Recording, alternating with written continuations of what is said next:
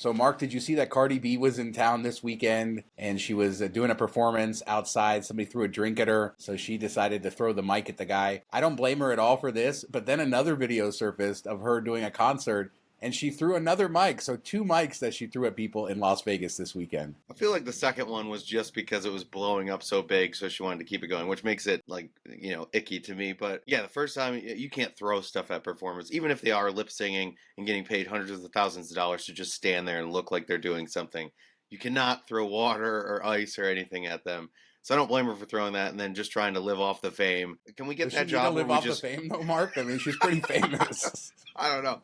You never know. People love their retweets and all that stuff. But can we get a job where we get paid $200,000 to just stand in front of people and pretend to talk? I don't know. That'd be awesome. Good job. I don't know. I don't know if I could take the water to the face, though.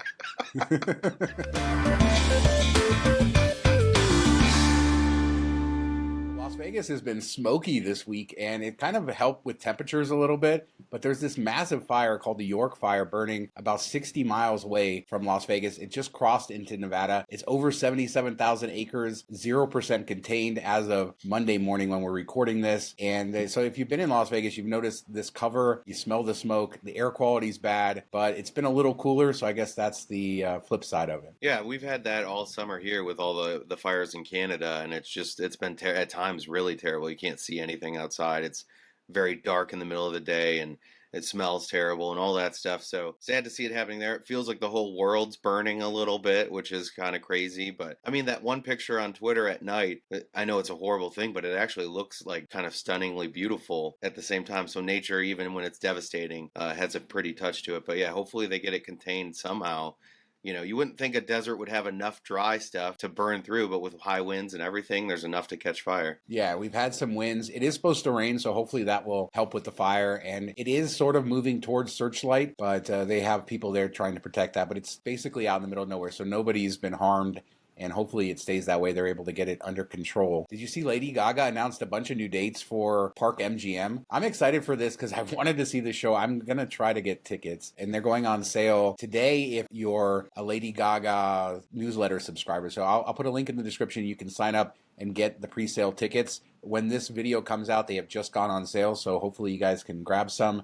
She's doing 12 shows between August 31st and October 5th, and this is her jazz and piano show, which is the one that I feel like most people reviewed the best, even though they love both versions of her show. This is the one that's sort of unique, very intimate, and very well reviewed. Yeah, I like that it's like a throwback to old Vegas with the big band out there and it's stripped down and not as much over the top like a Katy Perry where she's doing all these props and all this craziness, which is something you expect from Lady Gaga. So if you're like a big fan and expecting that, you should know that this is going to be more of like an Alicia Keys concert, like stripped down and piano playing and band and everything. But I do love it. Like, it feels like what Vegas was, 30, 40 years ago with the Rat Pack and all the big names back then. So it's kind of a cool throwback. Yeah, no doubt these tickets will be a very hot item. I think a few years ago when I was at G2E, the global gaming convention, I saw these NFL slot machines that Aristocrat had. They had said that they had a contract and that they were going to come at some point, but they never came, and now they're finally coming. Aristocrat announcing that the NFL slot machines, an entire line of slot machines, so they have several different games, are coming. I guess the big sort of thing here is you can choose your team, so the whole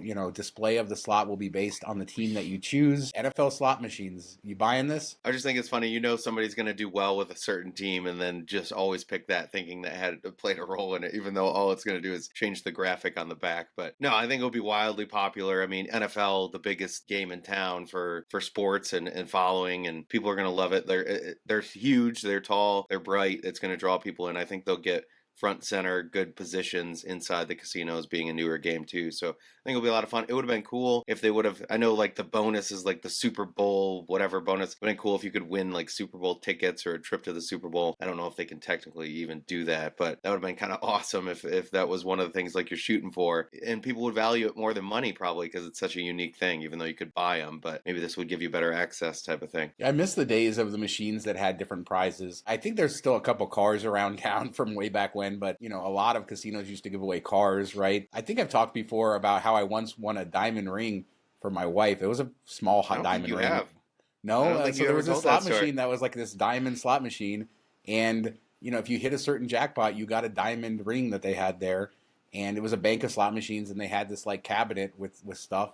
It was a a couple $100 diamond ring. It wasn't like a huge diamond or anything crazy, but I hit whatever it was. This was like 15, 20 years, probably over 20 years ago. And yeah, and she that's got when this you little ring. proposed. Yeah, exactly. And that's when I decided, I was like, no, but that is her second diamond ring. So she still has it. She doesn't really wear it very often, but we still have it. So it's unique. It's cool to be able to, to say you went to NFL slot, win Super Bowl tickets. That would have been cool. You're going to tell that story for your whole life, where if you were like, I just won $300 on this jackpot, it'd be like, oh, who cares? But winning something like that, like if you had a car, even if it's a car you don't want, you're like, hey, I won this car playing slots. It's kind of fun to tell. And wasn't there one car that was stuck in Vegas for like 20 years? Nobody could win it. I remember that being on Twitter not too long ago. Like, hey, it's still here. Nobody's won it. It's from like a brand new Mustang from like 2005 or whatever. Yeah, I think that was at Four Queens. If I'm right, people let us know in the comments. I think it was downtown somewhere. But you're right. I don't even know if it's still been won or if it's still there. But that was recent, like within the last year or so that we saw that. Because they have to keep it there till they can give it away. And nobody ever won it. And of course, the best thing about cars in Vegas and slot machines, Vegas Vacation, right? Nick Papagiorgio and all of his fleet of cars that he won throughout that movie. Good times all around. Now I got to go watch that movie. Thanks, Sean. So Eric Birnbaum, the CEO of Dreamscape, the owner of Rio, was back in the news, and they got approved for their gaming license. And he says in the review journal that they're going to take over October 1st. This is the first time we've seen confirmation that it's October 1st. Of course, he says that he's loved working with Caesars, but it's time for them to go out on their own. I wonder how contentious that partnership really has been over the years. But he talks about, that they're trying to keep their prices low with this new renovation. They need to make their rooms modern. Says they're not really trying to compete with the Wynns. Previously, he said approachable luxury. Also talked about, obviously, stuff that we talked about before, no buffet, which we already knew. A lot of interesting stuff about that. Approachable luxury, I guess that if you call a Hyatt place approachable luxury, that's what we've seen so far from the photos of the room. Doesn't really seem like luxury. I would just say approachable, period, end sentence, and that'd be okay. But, we haven't seen what the other two towers are going to look like. So that could be something. But I did like that he said, there's not really a good value out there. He says, I don't really see anybody that's competition that offers something nice at a value. I've thought about it. I'm like, I don't know really where that is. Maybe the Park MGM. I guess that's kind of the thing. New York with their remodel. I guess that's kind of the area they're shooting for. And I do think that there's a lot of people looking for that, and it's not there as much anymore as it used to be, 10, 15 years ago. So I think that's a good idea to shoot for. If they pull it off or not will be interesting to see. It's all about value for them. They said they're not trying to undercut the market by charging the lowest price overall, but they're trying to provide value and trying to provide a good experience at a cheap price, if that makes any sense. So they're not going to be trying to have, $7 rooms like they do right now. Hopefully they're trying to charge for a product that they can deliver and bring somewhere, in that, what they called approachable luxury. So whatever, I think Park MGM is probably a good analogy for that. Two other interesting things. Their rewards program that will start on October 1st is Rio Rewards. He said that's going to be the most lucrative rewards program in the city. And then also he said that the Masquerade in the Sky, that very famous parade that a lot of us loved in the Masquerade Village, all the floats are still intact, although he said they're probably not bringing it back in its current form, but they're considering ideas for the future. Please bring back some version of Masquerade in the Sky. I love how Vegas never throws away anything. Like, they might take it away, but it's always in a storage place somewhere. The Dragonette Excalibur is technically still down there. It doesn't come out anymore. Like, they're like hoarders at the finest. I hope they do bring some of that into it, keep the theming there. That's what we're missing in Vegas right now. For sure, and excited to see what they do with this property. It's been like, 3 years now, over 3 years. They bought it before COVID, for God's sakes, and we've been waiting for this, so it's good to see it's finally coming, and I wish them the best with that. Bellagio has been renovating their spa tower. The rooms are similar to the main tower in the decor, although they keep a bathtub in the spa tower. And I know you're very happy about that, Mark, because that way the water can back up into it. Yeah, it can just gurgle back up. You don't have to worry about missing out on that experience. But we had a commenter said October 1st, they're on schedule to get that all completed by then. They're about halfway done. So that's good to know. And another commenter asked me about Aria, if they've started the room renovations there. Aria, a couple years ago, they renovated all the sky suites and everything, but the regular rooms have not been. And they announced, I think, in an earnings call that they were going to move to that after Bellagio. So we don't have a time frame on that, but once they finish this, hopefully we'll get some news about Aria's rooms and the renovations there. So yeah, just moving along. And there's one commenter who really hates how much he says we trash Bellagio. We put Bellagio up towards the top. We just say it's not a flagship property as far as service goes. I think we both said the rooms are pretty good. I think between us had 5 stays at Bellagio, never had great service. A lot of people agree with that. A lot of people have great stays there. So by any means, I'm not trying to trash the place. I love the fountains. I love the conservatory. The rooms are okay. It's just, if you're talking about a top level property in Las Vegas, it just doesn't compete on service to me. The rooms aren't as good as Cosmo or Wynn. Like, there's a lot of things that put it in that next tier down, in my opinion. So I want to be clear about that. We don't hate Bellagio, but we don't love it as much as some other places. Yeah, and I think when you're talking a $500 or $600 a night, if you're getting comp, that's a different story. Your expectations might be a bit different. But for people paying cash to stay there, that might be their like mecca, that they're expecting this glorious experience for that kind of cash, which rightfully so. And the public places are beautiful. Everything out in public is glamorous, and the rooms are, they're getting updated. They have their quirks, and I had a great experience with the check-in desk. The service in restaurants and multiple bars that we went into was very stuffy and arrogant and, standoffish and just downright rude at times, which you don't expect. You expect something that's polished and good and over the top and used to dealing with whatever they have to deal with, and you just don't get that there, which you get at other places that charge less.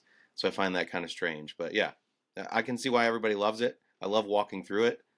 I'll never spend money to stay there. And speaking about commenters, people said that you have no taste because you love Fazoli's. So there you go. Oh, true. I said breadsticks, man. Good breadsticks. Actually, they said we both have no taste because I think we said I forget what else we liked in that conversation. So yeah, thanks to everybody for your comments. Did you see this Twitter thread from LV Cab Chronicles? This guy's a good follow on Twitter. He was an Uber driver for a long time, I believe a cab driver before that. But him and his wife got all trained up and became dealers at the World Series of Poker. And the first thing I learned from this thread is that there's traveling dealers. There's people that professionally are dealers that travel to different cities and do these types of events. There was over 1,500 dealers at the World Series of Poker. And so just a lot of interesting stuff when it comes to that. He showed how much money he made. And what was it, like at the end, he made about $38 an hour? Yeah, something like that, a little over 20,000, and he worked close to 600 hours, I believe. And I think take home was 16 or 17 grand, which, that's a lot of money, especially in that shorter period of a time. But if you're a traveling dealer, think of how much you have to pay to stay there as well. Does that cut into it? Is it really worth it versus just being a dealer at a regular casino in your area? You would expect it to be a little bit higher if it's people traveling to do it, which I know if you live in Vegas, then that'd be kind of a cool 2-month gig or whatever every year, don't you think? I do, and he made that point that a lot of traveling dealers were saying that it wasn't worth it for them once they had to pay for their accommodation and everything. He's local to Las Vegas, so that makes it a lot easier for him. A lot of interesting stuff in that thread, so I highly recommend it. I'll put a link there. He talked about like the reputation of poker players, which I think a lot of us have heard of.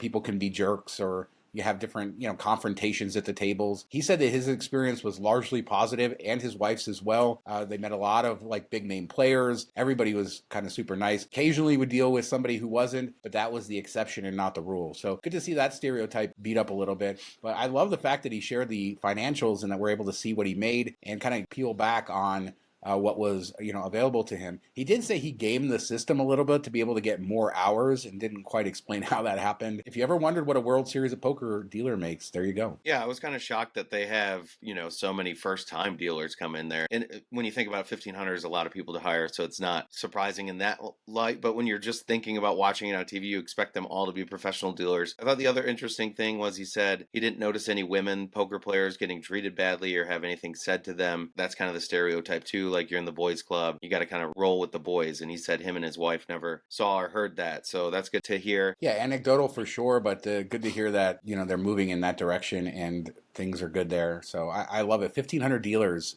just the size and scale of that event are really mind-blowing. And it's got to be very difficult to find skilled people year in and year out. Yeah, the only thing I have left question-wise is like, if you're the dealer at the final table, do you get a tip? So maybe he'll, get into that more detail on that stuff down the road. So we'll finish with this, Mark. John Mahaffey, who's Vegas Advantage, he shared this sort of screenshot of downtown Las Vegas, their revenue in June of 2023.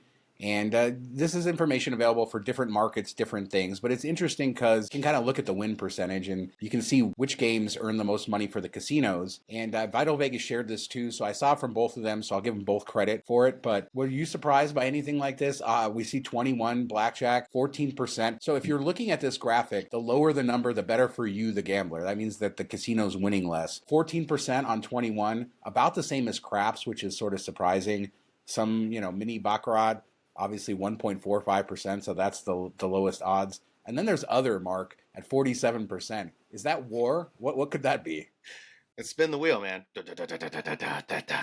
You lose. No, I was surprised how high blackjack, because you always hear blackjack and craps have good player odds, a couple percent if you play it right. But that just goes to show all those little side bets that they have, like 3-card poker, 21 plus 3, and all that stuff, like perfect pair. That shifts it probably quite a bit more to the house advantage. So, not optimal play, plus all those little bonus games, like in roulette, if you're not playing pass, don't pass, and you're playing, hopping numbers or hard ways and stuff like that, you're giving more advantage to the casino. So just goes to show that even if it says this is what you can get, it doesn't mean what you normally will get. And who thought nickel slots was the best game for slots? Not me. Yeah, so the other thing a lot of people say is the higher the denomination, the better the odds of the machine. So petty machines having the least odds, and then you start moving up and you get better odds. And that seems to be the case up to a certain extent. If you look at this, penny slots definitely have worse odds. 5-cent slots doing good, and then 25-cent and dollar slots in roughly the same area as the 5 cents. But then you start getting up to $5 and $25 slots, and the odds get worse again, which is surprising given how much you're gambling. So, and the other kind of interesting thing is the multi-denomination, right? Because most machines being put in these days are multi-denomination. So that's probably most of what you see. Very few penny machines going in anymore, like just strictly penny or strictly nickel. Most of these are multi-denomination, and you can see that number too. Yeah, I miss my Hollywood Squares nickel machines. Those were the best back in the day. Hollywood Squares, I feel like I played that machine, but I remember the Family Feud. Does anybody remember those old Family Feud, the Louis era Family Feud machines? At one point, MGM Grand had an entire area of the casino that was Family Feud Takeover. They partnered with them, and it was the Family Feud casino inside MGM Grand. But I remember those machines were like crazy popular back in the day. Yeah, I love all the game show machines and stuff, and it adds a little more fun to it, and you're familiar with the game show already, so you kind of know what's going to come and what to do, versus these just random where you get like tiger paws and a thing comes out and scratches or whatever. Like, I'd rather have something that has an attachment to me. That's why I think the NFL might have a little bit more, because you get to play with your team or whatever. But anything that's themed off of something that's already out there, I think, is the best of the slots. Barbie slots. We need Barbie slots. There you go. They're coming. They're coming. So let us know what you guys think. Are you surprised by any of those numbers as far as the win percentage? Cardi B throwing the mic. Anything else we've talked about today? Let us know down in the comments. Is the best. Why Mark has bad taste. Hit us up down there. We do 2 shows a week, Tuesdays and Fridays, and we'll be back in just a couple days with another show. Thanks so much for watching. Talk to you next time. See you on Friday. Have a good week.